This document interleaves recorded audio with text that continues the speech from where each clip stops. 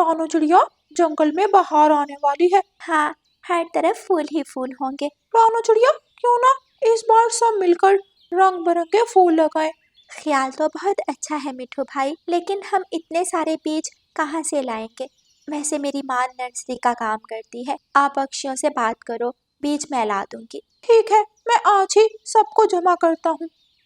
शाम होते ही मिठू तोता सबको जमा करता है।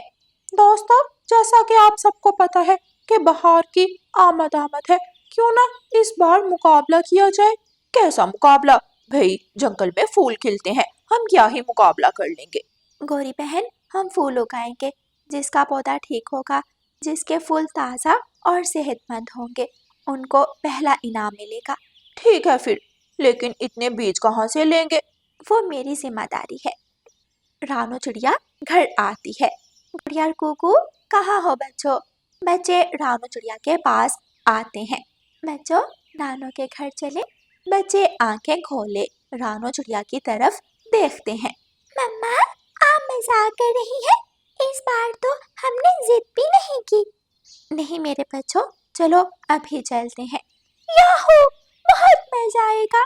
बच्चे जल्दी जल्दी नानो घर जाने के लिए तैयारी करते हैं। गुड़िया बहन जल्दी करो, ये ना हो मम्मा मुकर जाए। रानू चिड़िया हंसने लगती है। चिड़िया का परिवार अपना छोटा सा बैग लिए नानो के जंगल की तरफ निकल पड़ता है। नानो अचानक अपनी बेटी और बच्चों को देखकर खुश हो जाती है। मेरे बच्चे, मेरी बेटी, बहुत अच्छा किया तुम आ गई। मैं तुम्हें बहुत याद कर रही थी। तभी तो कहते हैं, दिल को दिल से राह होती है। माँ, मैं यहाँ एक काम से आई हूँ। हाँ बोलो बेटी, क्या काम है? माँ, आप तो जानती हो कि बाहर आने वाली है और हम जंगलवासी नए नए फूल उगाना चाहते हैं। ये तो बहुत अच्छी बात है। माँ, आप तो नर्सरी उगाती हो, मुझे बीज चाहिए ताकि मैं अपने जंगल लगा सकूं। बस इतनी सी बात। फिर रानू चिड़िया की माँ बीज लाकर रानू चिड़िया को दे देती है। सुबह होते ही रानू चिड़िया जंगल वापस आ जाती है। रानू चिड़िया बीज लाकर सब पक्षियों के सामने रखती है। गौरी, तुम सबसे पहले बीज लो। क्यों? मुझे ही क्यों कहा? क्योंकि तुम ही सबसे ज्यादा शोर मचाती हो। अच्छा ठीक है। गौरी कवि बीजों के पास आती है और एक एक करके बीज देखती है। ये मेरा है, मैं इससे फूल उगाऊंगी। ठीक है, ले लो। फिर बाकी सब पक्षी बारी बारी वहां आते हैं और अपनी अपनी पसंद के बीज उठाते हैं। सब पक्षी वो बीज अपने अपने घरों में ले जाते हैं और गमलों में लगा देते हैं। गौरी, तुम बीज तो ले आई हो, अब इससे उगने वाले पौधे का ख्याल भी तुम ही रखोगी। ये ना हो बीज लगाकर भूल जाओ। क्यों? तुम नहीं ख्याल रखोगे? इनाम तो बहुत जल्दी आगे होकर लेना है। अच्छा ठीक है। फिर दोनों मिलकर बीज लगा देते हैं।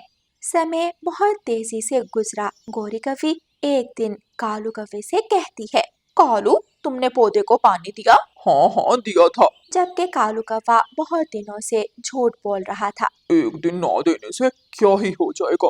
अच्छा, कल दे दूंगा पानी। इसी तरह दिन गुजरते रहे और नन्हा पौधा मुरझा गया। हाय, ये क्या कालू के बच्चे, तुमने मुझसे झूठ बोला। मैं सारा दिन भोजन खोजती हूँ और तुम एक पौधे को पानी नहीं दे सकते। मैं अब मुकाबला नहीं जीत सकती। इतने में वहाँ जग्गू कौवा आता है। मम्मा, आप फिक्र ना करें, मैं आपको फूल बना कर दूंगा। कागज के फूल। कागज के फूल, वो भला क्या ही खुशबू देंगे। मम्मा, वो आप मुझ पर छोड़ दें। जग्गू कौवा बहुत मेहनत से कागज के सुंदर सुंदर फूल बनाता है, उन पर कलर करता है और हाँ, अपनी मम्मा का सबसे महंगा परफ्यूम लगाना नहीं भूलता। जग्गू जंगल से एक ताज़ा पौधा लाकर उस पर फूल लगा देता है। गौरी कवि जब पौधा देखती है तो यकीन नहीं करती कि वो कागज के फूल हैं। मम्मा देखें, इनसे खुशबू भी आती है। वो रानू चिड़िया बहुत चालाक है, वो देखते ही जान जाएगी। तो हम कह देंगे तुम ही बीज लाई थी, तुम्हें ही पता होगा कि इस पर कैसे फूल लगने हैं। मुकाबले का दिन आ जाता है। सब पक्षी अपने अपने गमले उठाए मैदान में आ जाते हैं। आसमान पर हल्के हल्के बादल थे, ठंडी हवा चल रही थी, मौसम बहुत खुशगवार हो गया था। लगता है बारिश आने वाली है। हाय, अगर बारिश आ गई तो मेरे कागज के फूल तो खराब हो जाएंगे। गौरी, तुम्हारे फूल बहुत सुंदर हैं। वाह मिठू, तुम्हारे मुंह से भी कुछ अच्छा सुनने को मिला। अभी गौरी ऐसे बातें ही कर रही थी कि अचानक आसमान से बारिश होने लगती है। सब पक्षी बारिश देखकर खुश हो जाते हैं, सिवाय गौरी के। गौरी जल्दी से पौधा उठाकर पेड़ की छांव की तरफ उड़ती है, लेकिन तब तक बहुत देर हो चुकी थी। कागज के फूल अपना रंग छोड़ चुके थे और कागज टूटकर गिर गए थे। गौरी बहन, ये क्या? तभी मैं कहूँ, पौधे तो बारिश में खिल जाते हैं और गौरी क्यों अपना पौधा उठाकर भाग गई? गौरी बहन, अगर तुम्हारे पौधे पर फूल नहीं लगे थे तो तुम क्यों लाई ये कागज के फूल? गौरी कोई जवाब नहीं देती। फिर रानो चिड़िया बाकी फूलों को देखती है और बुलबुल का फूल सबसे ताज़ा और सबसे सुंदर होता है। इस तरह ये मुकाबला बुलबुल जीत जाती है। प्यारे दोस्तों, कभी किसी को धोखा देने का सोचे भी मत। अपनी गलती मान लेने में कोई बुराई नहीं, क्योंकि अच्छा बुरा समय आता रहता है। तो कोई भी चालाकी करने से पहले सोच ले। ऊपर वाले के सामने कोई चालाकी नहीं चलती और सच सामने आ जाता है। और प्यारे दोस्तों, इस कहानी को लाइक, अपने दोस्तों के साथ शेयर और चैनल को सब्सक्राइब करना बिल्कुल मत भूलना। आपका धन्यवाद। रानो चिड़िया की ऐसी कहानियाँ सुनने के लिए YouTube सर्च बार में रानो चिड़िया की कहानी लिखें या फिर ये बटन दबाकर बोलकर कहें रानो चिड़िया की कहानी। मानो और राजू दो भाई थे। मानो चिड़ा पढ़ा लिखा चिड़ा था और वो शहर वाले जंगल में नौकरी करता था, जबकि राजू कम पढ़ा था, इसलिए खेतों में काम करता था। राजू की पत्नी पारो चिड़िया थी और मानो की पत्नी रानो चिड़िया थी। दोनों भाई की एक ही घर में शादी हुई थी। पारो और रानो चिड़िया भी दोनों बहनें थीं। एक दिन एक बूढ़ी चिड़िया उनके घर आती है। दोनों की जोड़ी खूब जचती है। अब जल्दी से कोई नन्हा मेहमान घर आ जाए तो रौनक लग जाए। पारो चिड़िया रानो चिड़िया से जलती थी। रानो चिड़िया एक पढ़ी लिखी खूबसूरत चिड़िया थी। मुझे तो ऊपर वाला दे ही देगा, लेकिन इस रानो को पता नहीं कब दे। बेटी, ऐसी बात मुंह से नहीं निकालते, ऊपर वाले की मर्जी। कुछ दिनों बाद पारो चिड़िया अंडा दे देती है। रानो चिड़िया पारो को बधाई देने चाहती है। बहुत बहुत बधाई हो पारो। हाँ हाँ ठीक है, तुम जरा मुझसे दूर रहो। मैं नहीं चाहती तुम्हारा बांझ साया मुझ पर या मेरे अंडे पर पड़े। रानो चिड़िया रोते हुए वहां से चली जाती है। मानो चिड़ा रात को घर आता है और रानो चिड़िया को उदास देखकर पूछता है, क्या हुआ रानो, तुम्हारा मुंह क्यों उतरा हुआ है? कुछ नहीं मानो जी, मैं सोच रही थी कि हम शहर वाले जंगल में डॉक्टर को दिखा लें। रानो, तुम्हें क्या हो गया है? ये ऊपर वाले के काम है। पारो को भी ऊपर वाले ने दिया है, तुम्हें भी ऊपर वाला देगा। हमें कोई जल्दी नहीं। अगले दिन रानो चिड़िया जंगल में जाती है तो गौरी कभी रानो चिड़िया के पास आती है। क्यों री रानो, कब दे रही हो अंडा? जब ऊपर वाले को मंजूर होगा। मैंने तो आते ही अंडा दे दिया था। ऐसी सुंदरता का क्या करना अगर संतान ही ना हो।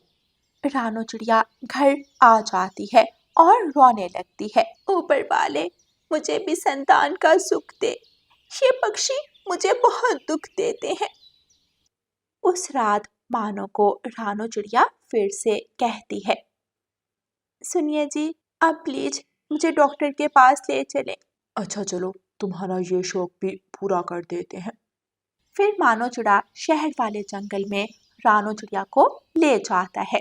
बुलबुल डॉक्टर रानो चिड़िया का चेकअप करती है। शादी को कितना समय हुआ है? 3 महीने। अभी 3 महीने ही हुए हैं, तुम इतनी फिक्र क्यों करते हो? मेरी बहन की शादी भी साथ हुई थी, उसको 1 ही महीने में अंडा हो गया। अपने अपने नसीब की बात है, तुम ऊपर वाले से मांगो। क्योंकि तुम बिल्कुल ठीक हो। फिर रानो चिड़िया और मानो चिड़ा घर आ जाते हैं। पारो रानो से मिलने आती है। ले आई अंडा? क्या मतलब? कौन सा अंडा?